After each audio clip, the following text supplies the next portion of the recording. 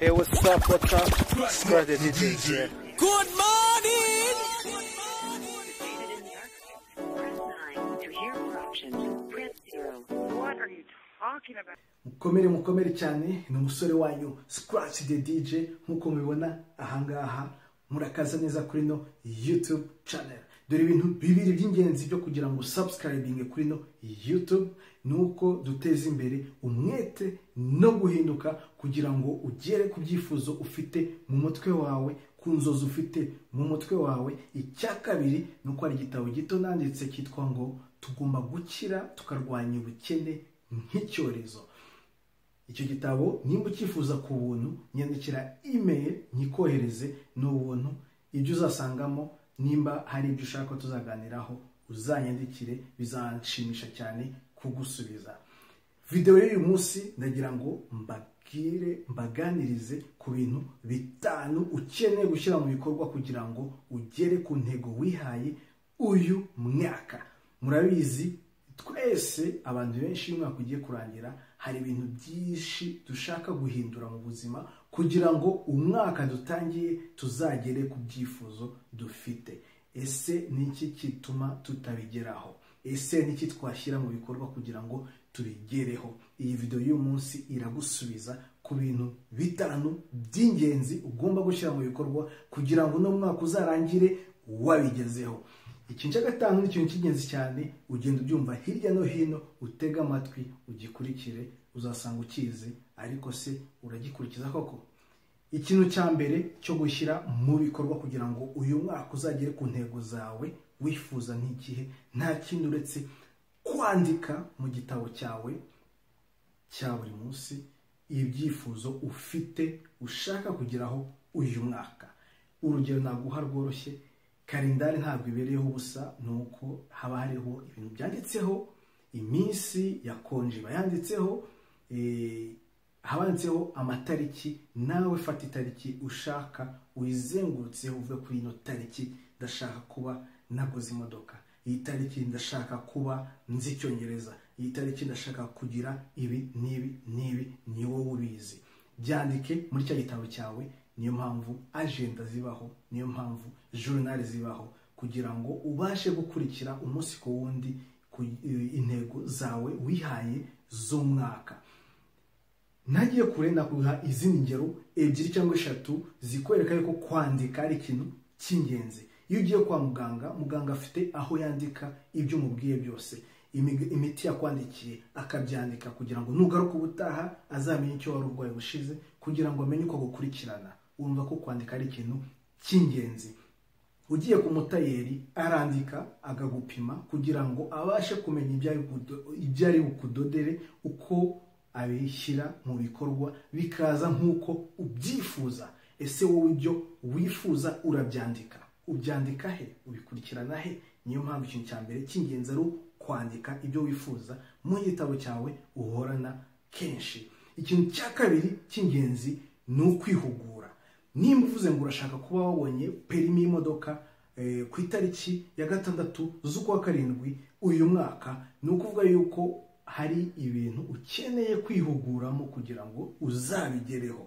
Nimba uvuga ngo hari inzu ushaka kuzuza mu mwaka umwe, nimba bishoboka, ni iyihe tariki, niki ukeneye kumenya, niki ugomba kwihuguraho kugira ngo ubigereho. Mu Gifaransa bakunda kuvuga ngo faites tes devoirs, mu Cyongereza do your homework. Kora, shakisha ibintu byose ukeneye kugira ngo ubigereho, wihugure kugira ngo ubimenye. Niyo mpamvu ugomba kwihugura buri gihe, kenshi, ku byifuzo ushaka kugeraho. Nimba wihugura mu bindi udashaka kugeraho, uri guta umwanya wawe. Aricyo kintu kiza ku kintu cya gatatu ugomba gukora kugira ngo intego zawe uzigereho. Ikintu cya gatatu ni ugukora. Nimba ukoze ugakora ku ntego zawe, nta kabuza uzazigeraho. Hari umuntu uvuga ngo ndashaka gutunga miliyoni mu kwezi kwa 10 nzabe nyifite, ariko ugasanga ibikorwa akora bya buri munsi ntabwo ari gukora kugira ngo abone amafaranga yiyongeraho agere kuri ya miliyoni.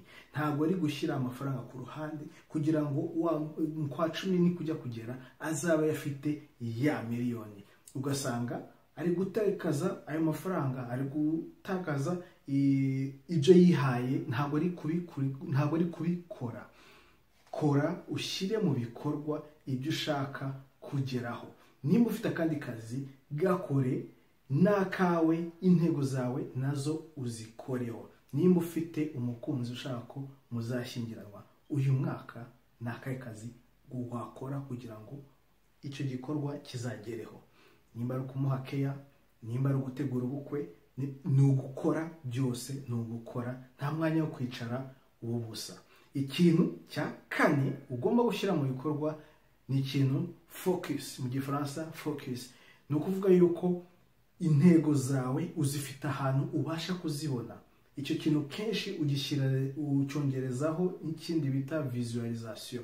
Ni ukuvuga yuko nimba wifuza imodoka imeze gute, nimba ari Toyota Corolla y'ibihumbi 2000 na kangahe, iyo Toyota Corolla ufite ishusho yayo. Nimba uyifite yishyire ahangaha, nimba ari Benz yishyire aho uyibona, ku buryo buri munsi uko ugiye gukora, uko ubibonye, ya focus yawe itigaruka, ni iki nshaka kugeraho. Nimba ufite muri cya gitabo cyawe ya agenda yawe ukoraho buri munsi, wandikamo buri munsi, urabibona. Nituvuge ngo ufite intego ushaka kuzageraho mu kwezi kwa 9, andika muri buri agenda, muri buri page, uvuga ati iyi ntego nshaka kuyigeraho mu kwa 9. Bizatuma ufokasinga kuri icyo kintu ushaka kugeraho, kugira ngo udatakaza umwanya wawe utekereza ibindi bintu bikujyana hirya no hino mu bitekerezo byawe, ugatuma utekereza ibintu bitajyanye n'ibyo wifuza. Niyo mpamvu utabona ibyo wifuza, kuko ibyo wifuza n'ibyo utekereza bitandukanye, ari inzira ebyiri zitandukanye. Ntabwo wavuga ngo urashaka kubika amafaranga ageze kuri miliyoni ariko ibyo ukora ari ukuyatakaza. Niyo mpamvu ushyira ibitekerezo byawe hamwe, ukabishyira hamwe. Niyo uri gusenga, ese iyo usenga usenga ute? Usenga usaba. Nimba uri gusaba cyangwa se ushimira, tuvuge mu gusaba, iyo uri gusaba wumva ko ugaruka kuri bya bindi wifuza. Niyo mpamvu umuntu asenga kenshi, kuko iyo uri gusenga ibyo bifuza ugenda ubigarukaho cyane. Ibyo ushimira wagezeho ubisubiraho, kuko unashimira ibyo umaze kugeraho. Hanyuma ikintu cya 5 nta kindi kitari discipline. Ntabwo ushobora gukora ibintu byose ibyo wifuza ngo bigereho udafite discipline. Discipline nta yindi, ntabwo ari cya kindi, ntabwo ari discipline ya gisirikare. Umva ko n'ubundi ni ya gisirikare, uraba umusirikare. Nimba ari discipline yo mu ishuri, niyo mu ishuri urabura umunyeshuri. Ariko discipline yo kugira ngo ugere ku bintu byawe, ubwo ufite imyitwarire ugomba kuba ufite imyitwarire ugomba gushyira mu bikorwa kugira ngo ubigereho. Icyo wifuza, discipline ushaka gukurikira kugira ngo ubigereho, ni ahawe ho kuyimenya ukayishyira mu bikorwa. Hari ibintu byinshi uzahura nabyo bizakubuza kugera ku ntego zawe. Ushobora kuba udafiringa neza, ariko niba ufite ya discipline ikomeye, uzatangira utere intambwe imwe, iya kabiri ube wakomeje. Tuvuge urugero, urashaka guta ibiro. Nimba udafite discipline, ukavuga ati discipline yanjye nihaye nuko buri munsi nzajya ntembera iminota 30. Ushobora kubyuka utameze neza, cyangwa se imvura ikagwa, cyangwa se iki kikaba, ariko ukavuga ati uko nabyiyemeje reka mbikore, mbishyire mu bikorwa, ngende niyo bitaba mbifiringa ariko mbikore. Icyo nicyo kintu bita discipline. Ni ukuvuga yuko icyo wiyemeje uragishyira mu bikorwa kugeza ukigezeho. Ibyo byari ibintu 5, reka mbikugarukireho ubyumve neza. Nubikorwa bishyira mu bikorwa, uzabona ko intego zawe uzazikabakaba mbere y'uko umwaka urangira. Ikintu cya mbere ni ukwandika ibyo wifuza, ukabyandika muri cya gitabo cyawe, ureba buri munsi, ureba buri gihe, ureba kenshi igitabo cyawe. Uzarebe buri company ifite igitabo cyayo, buri telefone ifite agatabo kayo, buri kintu cyose utunze uguze cyangwa gifite igitabo cyako. Ese wowe igitabo cyawe ni ikihe? Andikamo ibyo wifuza. Icya kabiri, wihugure ku byo utazi mu byo ushaka kugeraho, kugira ngo bigufashe kubigeraho. Nimba ari n'abandi ukeneye, umenye ko ukeneye abandi bantu, kuko wamenye yuko iki kintu utafite ububasha bwo kugikora.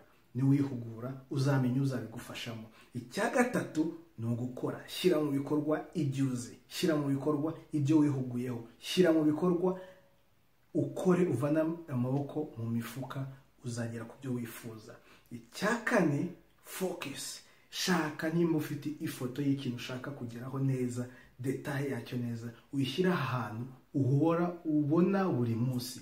Nimba ari ku muryango wawe usohoka mu cyumba cyawe, ubishyireho. Nimba ari kuri parafo iyo uryamye ureba mu kirere, ubu ugifite. Nimba ari muri agenda yawe wandika, ubu byanditseho. Niyo focus. Ukomeze ubigire hafi yawe ku buryo nimba utandukiriye ubashe kugaruka vuba. Icya gatanu akaba ari discipline.